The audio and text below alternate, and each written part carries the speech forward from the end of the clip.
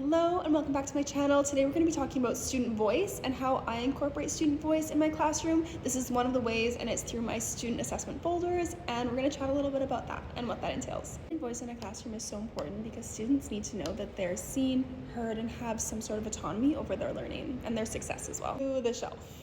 Shelves look really bare right now, but they do fill up as the year progresses, so keep that in mind. This is where our English novels are gonna go. So we go to the library and students get to pick their book for the term. So that's gonna go in these two shelves. I also have these black labeled bins. I have one of these bins for every single one of my courses. So I teach French 8, IB French 11, 12, that's 3, and then I teach philosophy, and then I teach creative writing as well. So those are my courses. I have like a little black bin for all of the courses. In that black bin, I have notebooks, so every student has a notebook. But what I'm really gonna focus on today is these folders. Yeah, so each class, each class has a set of folders that kind of just sits underneath the course bin. I'm gonna grab a folder. Ooh, where should I go? I'm gonna go down here.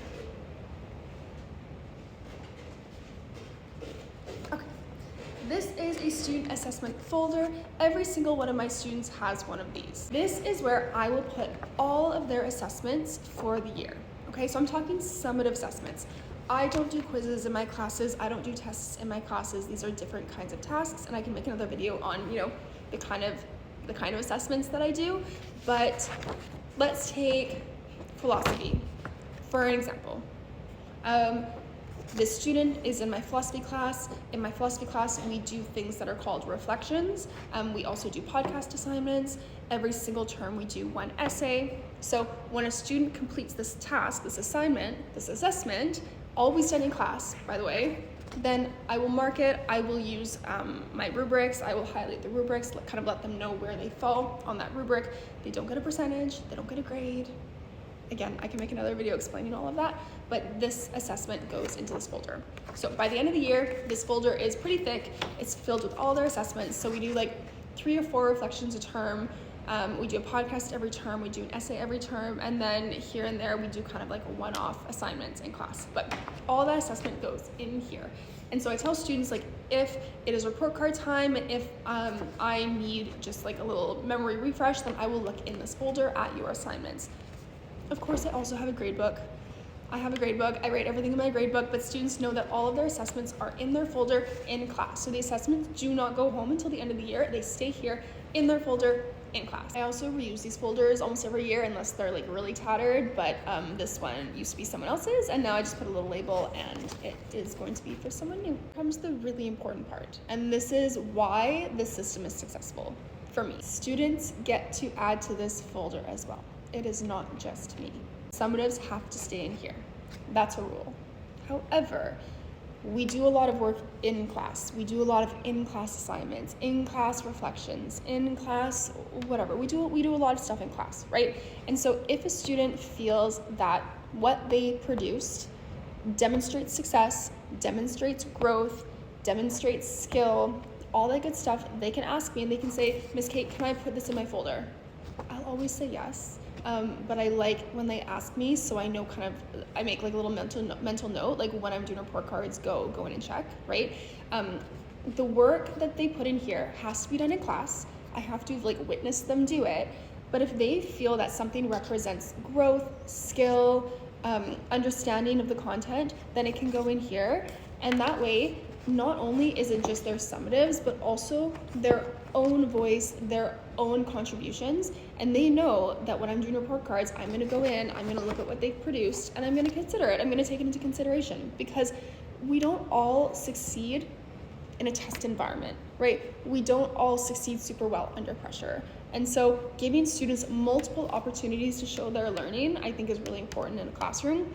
It's not just, you can only show me 6 times in the year that you know this stuff.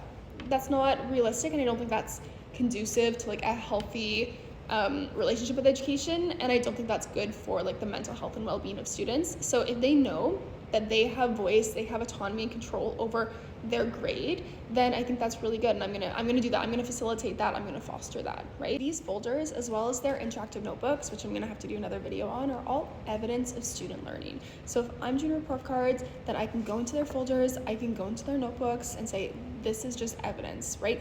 Give me evidence. It's not just evidence that I've said or that I've asked for. Give me evidence of your learning. Give me evidence of your knowledge. Give me evidence of your skill set, of your personal reflections, whatnot, right? So it's really important that students know that they have voice, they have some autonomy, they have some control. At the end of the day, I'm the one doing the report cards. I'm the one setting assignments, right? I have a very specific idea of what I'm looking for because there is a curriculum and there are course standards. However, students can present their knowledge in so many different ways and their growth in so many different ways. And if I can just give them one more tool to feel confident and feel as though they can contribute to their own success, and this isn't like a system that's working against them, then I'm gonna do it, right? Like, I am not looking for reasons to like take points away from students. Like, I'm not looking for reasons to be like, oh, you just dropped a couple percent. That's not what I do. I'm looking for ways that I can support them. I'm looking for reasons to give them points. I want them to be successful. I don't want them to feel like a failure. I want them to know that they have some autonomy. And it's also hard work, right? Like, they can't just ask for extra percent. If they're getting mad at me about a grade and they're like, well, can you just give me like 3% more? I'm like, well, let's look in your folder. Have you taken any autonomy? Have you put in the effort either to show me why you're growing, like why you deserve to have like 3 extra percent? Like, students shouldn't be pressuring for that anyway, but in my district, that's definitely quite normalized.